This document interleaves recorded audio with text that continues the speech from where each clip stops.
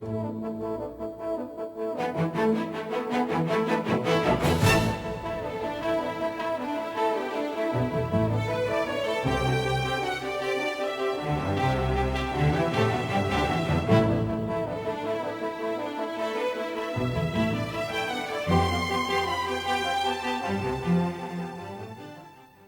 like to ask you how old this rock is, and this particular one is a mixture of all kinds of processes, but let's assume for argument's sake it's sedimentary rock. How old is it? Well, what would science do to tell you how old it is? Well, you say carbon dating. Now you can't use carbon dating on sedimentary rock because carbon dating doesn't go back far enough. And you can't date sedimentary rock in the first place. So if you cannot date it, how old is it? Well, you don't know how old it is. The only thing you can date is igneous rock. And you can use processes like uranium-lead dating, you could use potassium-argon dating, and you could use dating techniques like that to say how old this rock is. Now, how old is it? Well, as old as, let's say it's igneous rock, and you can date it by uranium-lead dating, or one of those techniques. Then how old is it? You still have to use the technique. And the technique tells you, after you've used it, that this rock, for argument's sake, is 350 million years old. How do they get to that date? Well, they have to make some basic assumptions. They have to assume that at one stage, all the uranium in this rock started decaying to this isotope of lead, and eventually you have this isotope of lead in there, and there's a relationship between the amount of uranium and lead in this rock. Does that make sense to you? Okay. So, if I want to know how old this rock is, I must know some basic things. If I want to know how old any one of you is, what must I also know about you? Well, I can't tell how old you are until I know when you were born. So how do I tell the birth date of this rock? Well, I cannot because it's after the fact. I'm looking at the rock. So I have to assume that in the beginning there was no isotope of lead from the decay of uranium. So the lead was not there, the uranium was there. Right? So I have to assume that the clock was set to 0 so that there was no isotope of that particular lead in this rock. So 2 pointers. There was no isotope and it was set to 0. Good. Now, if I want to know how old it is, if I want to know how much time it takes to set a sand clock, you know, I set one of those eyeglass timers, those egg timers, then I know it takes X amount of time for the sand to run from the top into the bottom. Is that right? But what if I had a hole in the top and somebody sneaked more sand in there? What would happen then to my clock? That would be a problem, right? Or let's say I took the time that it formed the bottom to come out the bottom, and I had a certain weight down there and I knew that much time was passed. What if somebody put some more in there? Would my clock be accurate or not accurate? All right, rock, like this one that I have over here. What do you think? Do you think it's totally impervious? Do you think it's porous? All rock is porous. Well, unless it's vitrified, but it's porous. That's why mountains can absorb huge amounts of water and springs can run even in the driest season. Is that right? So rocks are porous. All right. Can I guarantee that nothing ever went out of this rock? If I have rain and the rain runs through the rock, can the rock elements be dissolved in the rainwater, yes or no? All right, let's say I have acid rain. Do you think some of the heavy metals can be dissolved out of the rock, yes or no? So if I have a whole layer of rocks, and I have acid rain going through it, is it possible to wash some of the lead out of the top, yes or no? Where would most of the lead go then? To the bottom layers. So I take this layer and I send it to the lab and they say, oops, there's a lot of lead in here. This is one old rock. Or I send this one to them and they say, well, there's not such a lot of lead in there. This is one young rock. Would they be right? No. Would it be logical? Absolutely, but it would be absolutely wrong. Because I cannot guarantee that nothing ever went into the rock from a layer above. I cannot guarantee that nothing ever went out of it, so that there was a hole in my sand clock or a hole in the top of it. I cannot guarantee any of it. So how old is the clock? How old is the rock? Answer? I don't know. Finished. I don't know. I haven't got the foggiest. Okay. Having settled that and washed off some of this dust from my hands, let's talk about God and science a little more. Now, we discussed the rocks, we discussed the layers. Do I know how old these layers are? No, I can conjecture from being close to a rock layer that's igneous and timing and dating techniques how old it is, but the dating technique has so many assumptions that it's not really valid. I cannot use it. So I don't know how old the rock layers are. All right, so how do I know how old they are? Well, science uses the law of fossil correlation in sedimentary rock. So, for example, you go to a rock layer, and you find this fossil. And you go to another area, and you find the same fossil. Then what do you assume? That they are the same age. So how old are they? Well, they're as old as the fossil within them. So this rock over here is as old as this fossil, and this fossil over here is as old as this rock. And because this fossil over here is as old as this rock, therefore this rock is as old as that fossil, and this fossil being the same fossil as this fossil is therefore the same age as this fossil, and the rock within it is also, around it is also the same age. How old is it? I don't know. I cannot tell you how old it is. So there's no way I can tell the age of the rock from the fossil within it. It's not logical. And by the way, is it necessary that the rock is the same age as the fossil? Is that also logical? Well, it could be logical, but is it necessarily right? Of course not. If I have a dog or a cat and it dies, and I bury it in my back garden, is the dog and the cat then as old as the sand that I bury it in? Well, yes or no? Of course not. So I cannot even say that the thing buried in there is as old as the rock. I might say that it was covered at the same time that that thing died. Does that make sense? That makes sense, okay. So I cannot really say how old it is. Well, let's go to an old geology book, Dunbar, Historical Geology, just to show you this isn't a new notion. That's the same in the new one, so it makes no difference. If covered by moist sediment, weathering is prevented, and for these reasons, quick burial is perhaps the most important condition favoring fossilization. Quick burial. Question: what buries a dinosaur quickly? Unless it is some form of catastrophe, isn't that right?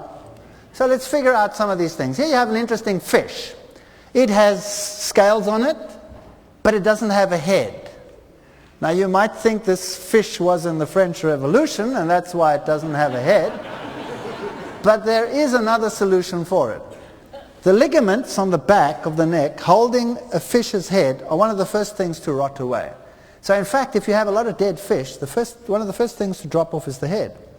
The scales also, when the fish starts putrefying, start dropping off. So you can actually determine more or less how long this thing has been floating in the water. And this one over here was floating a while because the head is gone. And science will tell you that fossilization is actually a chance process over, millennia, millions of years. Here and there something will fossilize. So that, for example, this is typical textbook stuff. You have some dinosaurs, a volcano erupts, they get buried in the volcanic ash, and then there is some sedimentation or more volcanic eruptions, then erosion, and up they come, and there you have the fossil.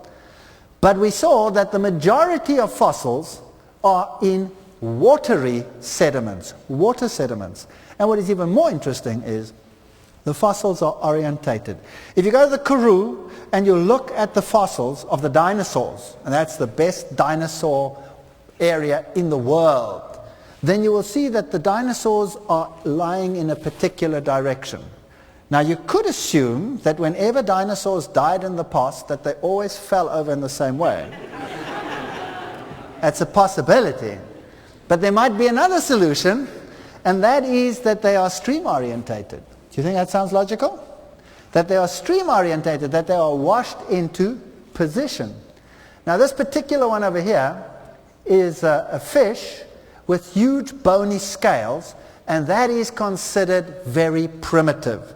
So science has this notion of saying things are very primitive when they look like that. Now a sturgeon, which is the one that produces caviar, that fish, has the same bony type scales on it, huge bony scales. Therefore it is considered a primitive fish, but it lives today. A rhinoceros is considered primitive because of what it looks like. Does that mean it's primitive? It's a mammal. It can't be that primitive. It must be one of the last things to have evolved. So this notion that a thing looks primitive doesn't necessarily make it primitive. We find scales in the fossil record. Sometimes whole rock layers jam-packed with scales, like in this formation over here. They don't form today. Nothing like that happens today because scales dissolve in the deep oceans that we have today. They don't form. You won't find them in the bottom of the mud. This one over here, you find a little fish, obviously slightly putrefied while buried. Here's another one, not so putrefied. Look at that one. This is an absolutely immaculate fossil. There is nothing about it that shows any form of decay. It is absolutely perfect. This fish was swimming along happily when it was struck by a turbidite. It was an instant fossil. Otherwise there would be some form of decay. Perfect. Instantly cut off from oxygen. This is catastrophism. It's the only thing that can explain it. Scientists will say, hang on a second, we only find certain fossils and others are missing because the soft stuff all didn't fossilize. Well, here is a nice jellyfish. That's pretty soft stuff. There are lots of soft-bodied fossils, perfect ones. So that isn't something that you could use as a solid argument for long periods of fossilization and missing fossils in the fossil record. Here you have an insect. This one has a straight wing, as you can see. Now, insects with straight wings are considered primitive, like dragonflies. And yet scientists studied the dragonfly for years to figure out how to make a helicopter, right? It is so complex in what it does. Why is it primitive? Because it has a straight wing. And beetles can fold their wings, so that's more advanced. But those insects which have straight wings and those which have folded wings occur in the fossil record at the same time. Evolution of Life by Olson says, time and again wind, water and ice have cut and destroyed rocks that have been elevated to form continents. That there is a fossil record at all seems rather remarkable. Imagine now, you are lifting up a continent and you are rubbing out the top. Eventually you will have rubbed out all the layers, is that right? And you should come to the bottom. Now, in mountains, for example, take the Himalayas. They're being washed away at 6 feet per 1,000 years. So they're getting flatter and flatter and flatter and flatter and flatter. And science says they're still there because the rate of orogeny, the uplift from the continents pushing together, is keeping pace, or maybe even exceeding, the rate at which it is rubbed out. So eventually, you get to the point where the mountain is still there, but the top has been rubbed out. But the problem is, the layers are still there. I can't rub out the top, lift up the bottom to still have the mountain, and still have all the layers on the top that I've rubbed out. Does that make any sense to you? Can I rub out the layers, and then the layers are still there? Hello there, why are you still there? You've been supposed to be rubbed out. You can't have your cake and eat it. You make sense? Okay. Now let's get to this notion that evolution took place over millions of years, and that creatures evolved one out of the other, and that each group evolved into another group over millions and millions and millions of years. That is what science teaches. But the fact of the matter is that it is a totally different picture. Here Time magazine picks up from the scientific literature of the day and it runs with an article called Evolution's Big Bang, and subscript, evolving at supersonic speed. Now this is a bit problematic. When life exploded. Well, let's go to the scientific source. Here is Scientific American, and here is this article that Time magazine picked up, The Big Bang of Animal Evolution. And just to put the credentials into place, the author there is, as you see, Jeffrey Levinton, and he received he is actually the chair of the Department of Ecology and Evolution at the State University of New York at Stony Brook. So he's an evolutionist, an evolutionary scientist, a very evolutionary orientated magazine. Surely they should have the current picture in place.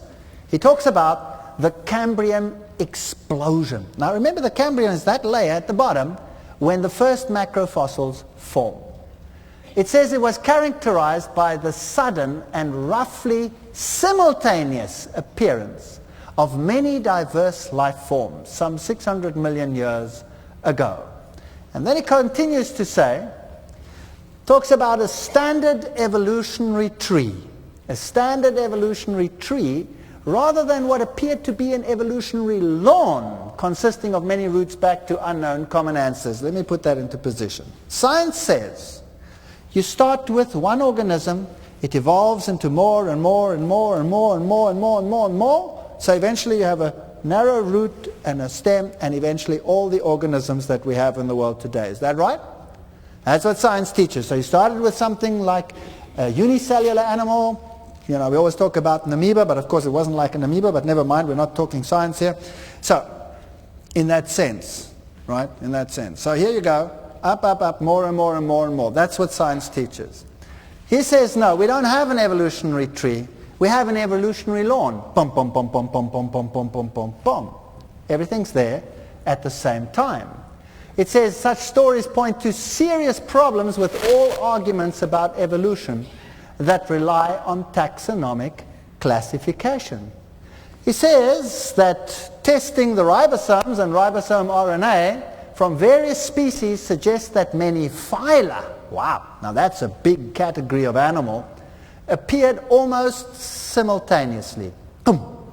So, according to the modern view of how things happened, the phyla appeared instantly. So in other words, the mollusks, all the snails, the squids, and all these things, they were there. And the arthropods, all the jointed-legged animals, they were there.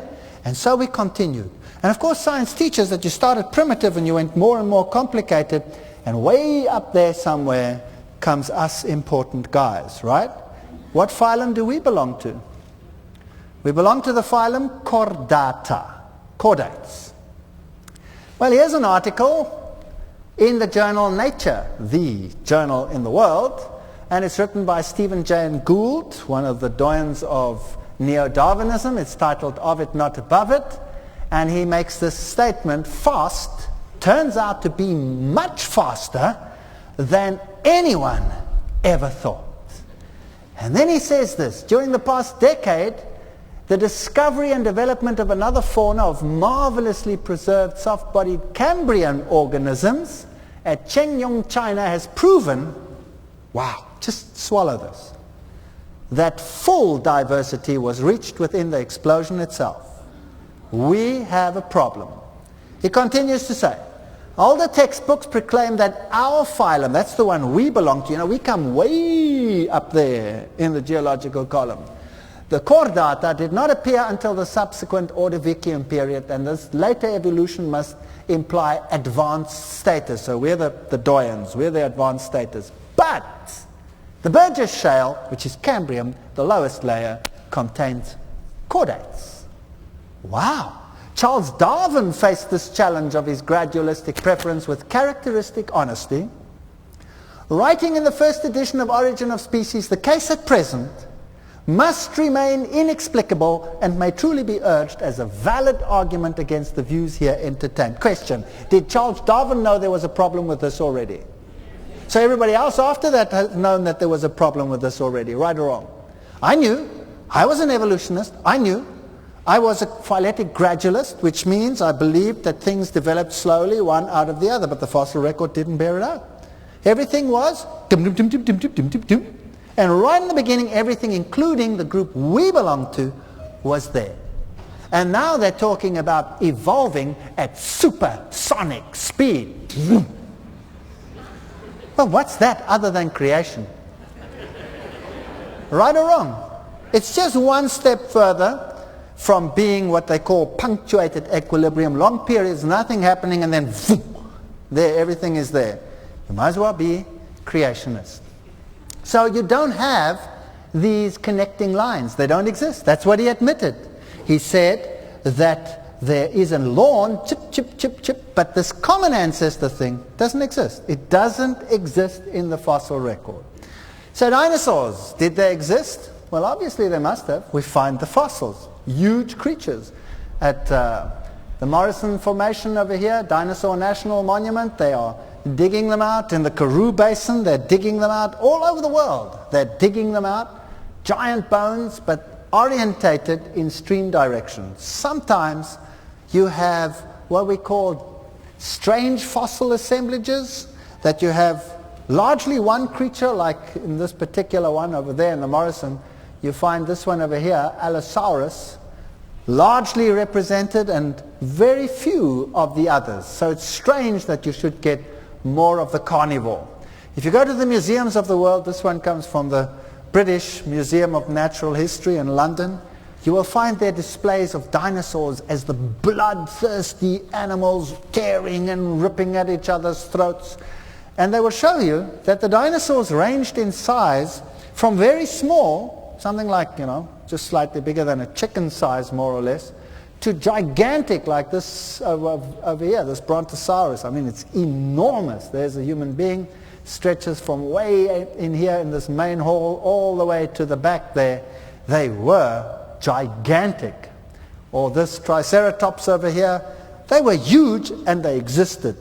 They don't live today, but they did exist then. There is lots of evidence. We find eggs of dinosaurs, and some of these eggs, of course, we'll find them always as surface phenomenon. That's very interesting. We'll find them as surface phenomenon, but fossilized thereafter. We find footprints of dinosaurs, so they were running. And if you look at them, you'll find that most of them, according to the impressions in the mud, were running upgrade. So we have to assume that in the past, most animals, including the dinosaurs, preferred running uphill. Unless there was some other factor involved. And where do we get footprints from in the first place? Animal running in mud, probably from rising waters, and then a turbidite comes and covers it up. So you have two layers. Then later on, when it dries, the top layer cracks loose, and then you have the print underneath. It's perfect. Sometimes you get the positive and the negative, the fill in and the bottom. I've seen them all in the world where I've come across them, and they always have the same sort of criteria. Here it says, in this museum, there are over 100 published theories about the extinction of the dinosaurs. So what made the dinosaurs extinct? One of the newer ones comes with this idea: did storms land the dinosaurs in hot water? Well, maybe they did. Maybe the biggest storm that ever struck the planet. How about that? And hot water is not a bad idea, because the subterranean water comes out sometimes at 300 degrees centigrade. So maybe they did land in hot water. Science would like us to believe that meteorites struck the earth, and that's why you have this iridium layer.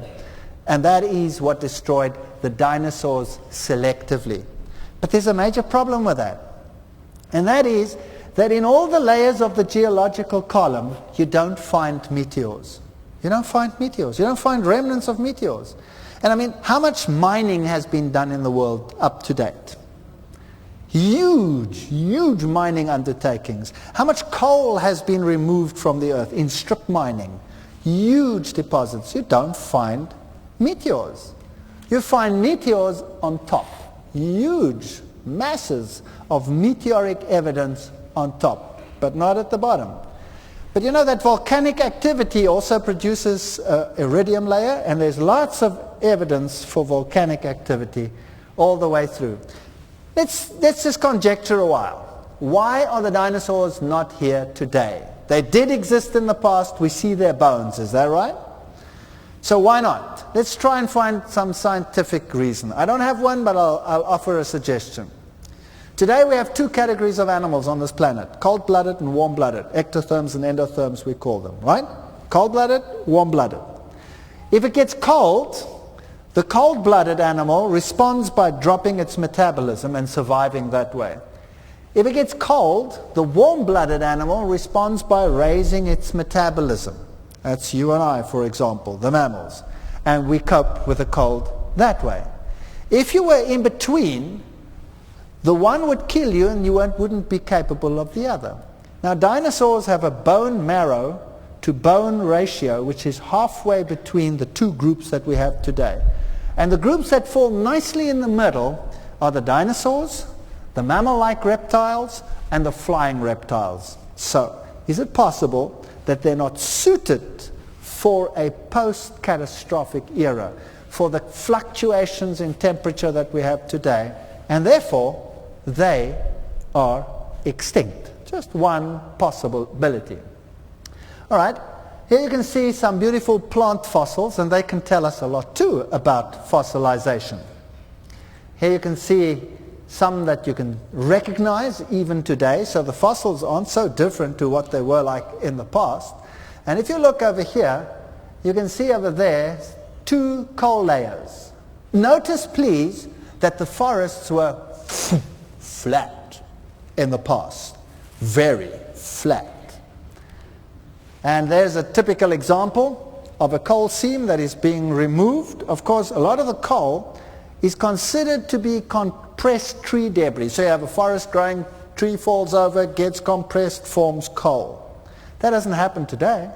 When a tree falls over in a forest today, what happens to it? It rots away. It becomes energy for the next generation.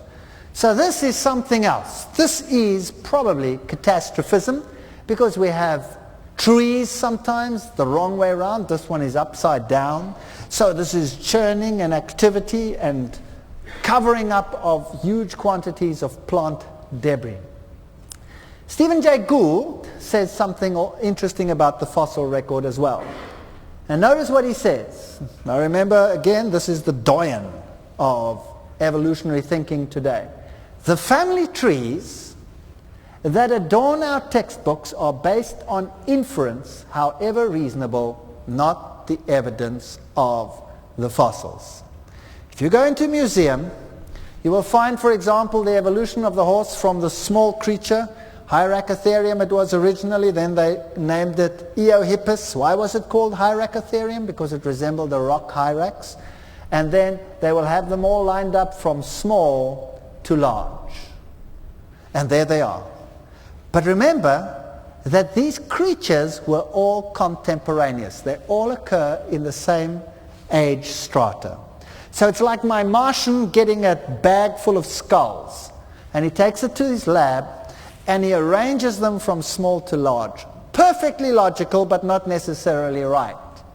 The same way, Gould said, it's based on inference, however reasonable, not the evidence of the fossils. They were arranged according to what we thought the arrangement should be. Does that make sense? Not the evidence of the fossil. They also say, Simpson said, it has been suggested that all animals are now specialized and that the generalized form on which major evolution depends are absent. Let's just put that into simple language. We are told that in the beginning was a simple little, funny little, strange, primitive organism. Is that right? And then later it became more and more complicated. And today we have complicated organisms, right? He says, in fact, all animals have always been more or less specialized, and a really generalized living form is merely a myth or an abstraction. There's no such thing in the fossil record as the simple fellow being at the bottom and the complicated one being at the top. This is important, very important when we talk about the fossil record. So what you see over here, is a creature that is extinct today, but lived in the past. But there's nothing primitive about it. This is an extremely complex mollusk, much like a squid. He was folded up in there and jet propulsion, and it was afloat. It was a great creature. Not primitive, this ammonite. Here's another one from the British Museum. Here is a trilobite, supposedly primitive. There's nothing primitive about it. It is very, very complicated. So now let's think about this issue. At the bottom of the geological column, I have these so-called simple organisms. But we just saw, is there such a thing as a simple organism? Yes or no? Yes or no? No, there's no such thing. So at the bottom, what do we have? Actually, what we have at the bottom is marine sessile organisms. That's bottom dwellers. If you go a little bit higher in the geological column, guess what you find? You find fish, right? If you go a little bit higher in the geological column, you start finding amphibians. Go a little bit higher, you start finding reptiles. Go a little bit higher, and you find in the top layers the birds and the mammals. So science says the bottom ones, the marine ones, the sessile ones, gave rise to, eventually over time, the higher ones, to the higher ones, to the higher ones, and to the higher ones. Now that is beautifully logical, but it need not be correct. If I have a pond in my back garden, and in my pond I have in the bottom some worms, walking on the bottom in the leafy algae, some snails. Then I have a couple of goldfish in my pond, and I have 2 Muscovy ducks swimming on the top. My neighbor is landscaping, his bulldozer goes out of control. He comes into my courtyard with this huge load and goes and covers my pond, and all my animals are dead. Well, after a while, I pluck up the courage and I start digging this stuff out. And I dig a trench to start off with, so I have a little canyon going through there. And I look, and all of a sudden I see, whoo, this is interesting. At the bottom, there are some worms. A little bit higher, I have some snails and creepy crawlies. A little bit higher, I have some fish, and then I go a little bit higher. Ooh, interesting. Ducks. So I assume the worms gave rise to the snails to the fish, and the fish to the ducks. That would be logical, but would it be right? Absolutely not. But that's exactly what science does. We saw that all the animals appear when? At the same time. There's no such thing as a simple animal. They're all complicated. They're highly complex. And when you look at the ones living today and you trace them back, you will find that the living form looks exactly like the fossil. The living form looks exactly like the fossil in this case of this tortoise. If you go to these creatures over here, the living form exactly like the fossils. In fact, the insects too. I can't believe it, Fred. 60 million years since I've seen you last and you haven't changed a bit. That's exactly what we have in the fossil record. What we see, did you remember that Levinson said evolutionary law, tip, tip, tip, tip, tip, tip, tip, tip, going back to unknown ancestors? Well, that's what we have here. Tip, tip, tip, tip, tip, and no change. Now, is that evolution, or is that a record of a catastrophe? And the creatures are buried in these layers because that is where they occurred. For example, we have in the ocean today unicellular organisms called foraminifera. Forget about the name. It's little animals like amoeba creatures, but they have a little shell around them. And we have another group with little shells, unicellular ones, which we call radiolarians. And if you go from the top in the ocean to the bottom, they all look slightly different. In the top there's more light and there's more oxygen. The lower you go, the darker it gets and the less oxygen. So, structurally, they all differ from the top to the bottom. And if you go to the rocks, exactly like they are in sequence today, so they are in the rocks. But because they're different in the rocks, we say the bottom ones gave rise to the later ones. But in actual fact, they look different because of their ecological position. Does that make sense? Birds and mammals always in the top because when they die, they float. we say that mammals are bloaters and floaters. They swell up and they float. So they floated on top and they would be in the top layers. Let's go to an interesting story. We'll talk about petrified forests. If you go to the old textbooks, and this one puzzled me, because some of the old textbooks say that the petrified forests of the world teach us that evolution and not creation is correct. And that the whole question of a flood that destroyed the world is destroyed by these petrified forests. Let me explain to you why. You see, here are trees that are standing upright. So scientists say these trees are in position of growth. They grew there.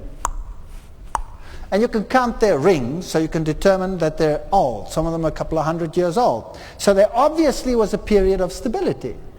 Now you have an explosion or an eruption of a volcano. The dust settles out, covers the forest. New forest, dust, covers the forest. New forest, dust, covers the forest. New forest. 40 forests sometimes, one on top of each other. And each one with upright trees showing that they grew there. So this sequence of forests must have taken hundreds of thousands of years to form. Therefore, there goes your theory of a flood, 1 year, 17 days. Does that make sense? This is true. So if that is true, then what I'm saying tonight is utter nonsense. So it's worthwhile having a look at some of these petrified trees. Again, please note that the trees are in flat layers. Very flat forests in the past. They didn't grow up hills and down hills, but boom, flat layers. Here's one, gives you an idea of the size. They are quite large and they're standing upright. Here's one, and now let's get to some clues. This one over here stretches through a number of layers, so must be very, very old. And what is also interesting is it doesn't have a rootstock. Can you see that? No rootstock. But what is also interesting is that it doesn't have any bark and it doesn't have any branches. Now if I'm going to cover a forest with ash, would the roots be destroyed, yes or no? No. Would the branches never be there? No. Would the bark necessarily be gone? No. So what's going on here? Here's one that has been dug out, and you can see that the rootstock is what? Broken off. Now surely if you're going to cover a forest, an upright tree with ash, then the roots should be intact, yes or no? They should be intact, but they're not. They're torn off. So they have no bark, they have no branches, and their roots are torn. Now they're not all upright. Here's a horizontal one, a flat one, and here's a whole host of them. There's one over there, there's one over here, there's one over there, looking at one over there. All of these lying flat. And the interesting thing is, can you see that they're all pointing into the mountain? They're all lying in the same direction. So they're lying in the same direction, they haven't got roots, they haven't got branches, and they haven't got bark. And no matter which level of forest you take, they're all lying orientated in a particular direction. And present-day forests, you have them lying in any direction. Sometimes wind can cause some of them to be more prominently orientated in one direction, but generally speaking, there is no orientation like in these old forests. Another interesting point is, if you're going to cover up a forest, you're going to cover up the floor, right? Here are two forest floors. Over there's one, and there's another over there, just so far apart. Just so far apart. What were two forests doing this far apart? And what is more, if you take this rock over there and you look at it under the microscope, polish it up and look at it, you can see that it's water sorted. Water sorting is a feature, and the volcanic material is brexia, which means it's formed in water. So these forests grew underwater, they were covered by water, and they have no bark, and they have no branches, and they have no roots.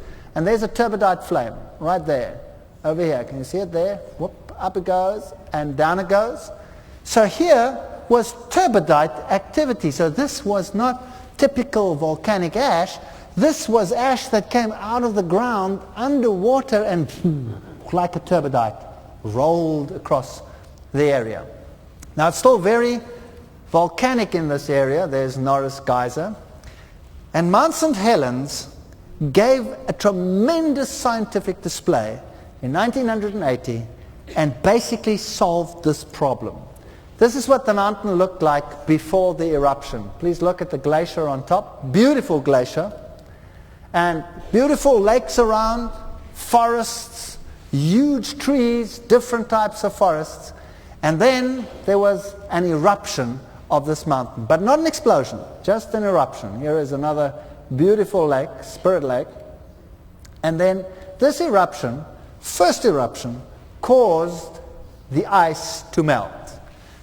And it rushed down the south side of the mountain. And there you can see it going, down the south side. And eventually it turned into a major flood on the populated south side of the mountain.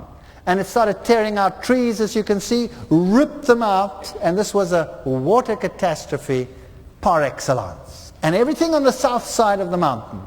So if you go to these and you go look at the trees and go and walk on them, look what you see. Here are some flat ones, horizontal ones, and they're lying, generally speaking, in the same direction. Why? Because they're water orientated, all right? They've been washed into position. What else do you see? Do you see lots of branches on them? Where are the branches? By the way, do you see many roots? No. Because as they were ripped out of the ground, the roots tore off. And then as they churned in the water, the branches were broken off. And this is a huge one over here that was ripped out by water alone. As they bumped against each other, can you see that dent over there? As these logs churned and bumped against each other, that stripped the bark. And so now you have these trees lying in a direction, just like in the petrified forests, but they have no branches and they have no roots. But that doesn't explain the upright ones. How do we explain those?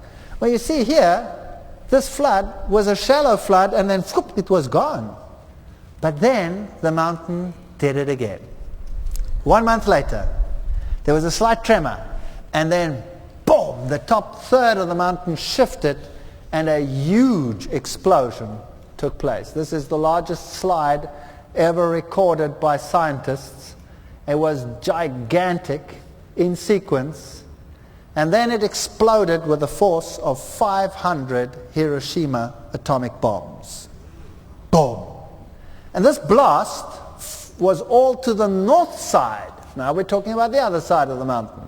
There's the mushroom cloud that had formed, and the forests wiped out, the lakes wiped out some of them, and this huge amount of debris falling into the lakes caused giant tidal waves to surge through the area. There's a lake before and after the blast. Boom, gone. This over here is a steam crater. So hot volcanic matter falls into the water, goes boom, explodes. There's a human being over there as an example. Can you see him? Over there. And this steam crater formed within seconds. This is a canyon formed by one of those tidal waves. Just going washed it out in seconds. And if you look at the layering, well, scientists would have believed it would take millions of years for this to happen. But it happened instantly. This tree was transported upright, look at the top, sheared off by wind force, blast force. That one transported upright. But the real answer came here. This is Spirit Lake after the eruption. All the trees that had been ripped out, these tidal waves gathered them and washed them back into the lakes. So this is an aerial photograph of all the floating debris. And then if you look carefully, you'll see that very quickly the trees that had a root stump on them, still floating in this water, started floating upright. So they had a look. And what did they find at the bottom? Huge quantities of bark. Massive quantities of bark. Many coal fields in the world consist of nothing but coalified bark. So that explains that. Here are all these upright floating trees. Now they're floating there. And constantly new ones are settling and floating. What would happen if there was another mudslide of proportion and the turbidite would come along. What would happen? They would be buried in position of float. Does that make sense? Okay. Here's another upright one. So they took a sonar and had a look, and every one of those blimps is an upright one. So there were thousands of upright trees floating in that little lake. So if we go to this area and we have a look at the various layers, we find something exciting. Each one of those layers represents one activity, one volcanic activity. In each one of them you have some horizontal trees like over there, and you have some vertical trees. Now imagine everything is covered in water, and some of the trees are floating upright and some of them are becoming waterlogged and sinking. In this area there are only 4 eruptive cycles, because you can tell each layer, you can tell by its chemical analysis whether it belongs to one cycle or another cycle. So they know that there are 4 active areas here. So let's assume there's a crack in the ground in that corner, a crack in the ground in that corner, a crack over there, and a crack over there.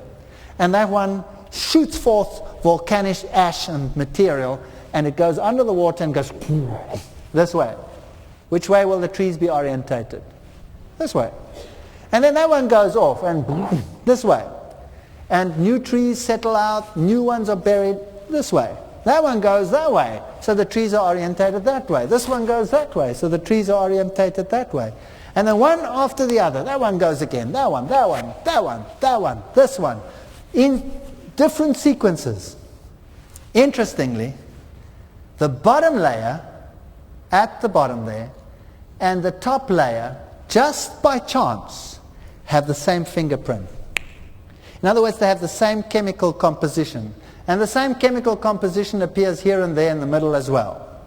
Now we know from studies in Hawaii that the print doesn't change very rapidly, but it doesn't take long to change either. So when a volcano erupts, it draws magma, and when the bowl is empty, the volcano is dormant until it fills up again, and then it goes to a new eruptive cycle. If that cycle is more than 3 months apart, the print differs. So how long for all the petrified forests to form if the top print and the bottom print chemical composition is the same? Less than 3 months. Does it fit into the sequence? Absolutely. It fits into that 1 year, 17-day sequence. In fact, it fits into that first period, that 5-month period. No matter where you go in the world, you will find petrified trees and trunks and petrified forests lying in the same direction. This is in Africa. Here they're lying in the same direction. I measured these forests. I counted them. 95% and more of the trees are orientated.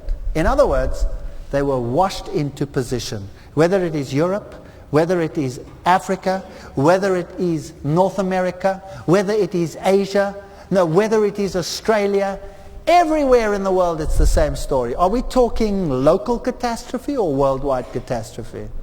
We're talking worldwide catastrophe. Tomorrow I'll show you that there is one layer which we call the white band, which is a chalk deposit, which can only form from algae, marine algae, and it stretches across every single continent on the face of the earth. Therefore, how much of the continents must have been underwater at the same time? All of them. Now, if that ain't a flood, I don't know what is. I really don't. Well, here is one of these petrified trees, as you can see it over there. And there's a plant growing on it. In America they say a plant. Okay. And if you look at it, you'll see that its branches are ripped off. This is in Africa. You will see that it doesn't have bark on it. It's stripped. There's that Welwitschia. And the interesting thing about the Welwitschia is that it is the oldest plant in the world. And you can actually count how old it is from its rings. If you go to your redwood state forest, you can get these giant redwood trees. Now the interesting thing about the redwood is that it is fire resistant. It doesn't burn. The rest burns around it, but it survives. And these are first generation forests. So by counting the rings, you can determine how old these trees are. When you go to the Evolutiei, when you go to the giant redwoods, those are the oldest living things on the planet. You will see that they are between 4,000 and 5,000 years old. When you go to the rivers of the world and you determine how long have the rivers been flowing, you will find that they have been flowing on average not more than between 4,000 and 5,000 years. How do you know that? Well, let's take the Nile. They want to build a dam in the Nile. They want to know how long is that dam going to survive. It fills up with silt, right? So it has a lifetime. So if you want to know how long it's going to survive, what must you know? How much silt does the river bring down per year? So they put nets in the river and they do scientific studies for many years before they decide to build a dam.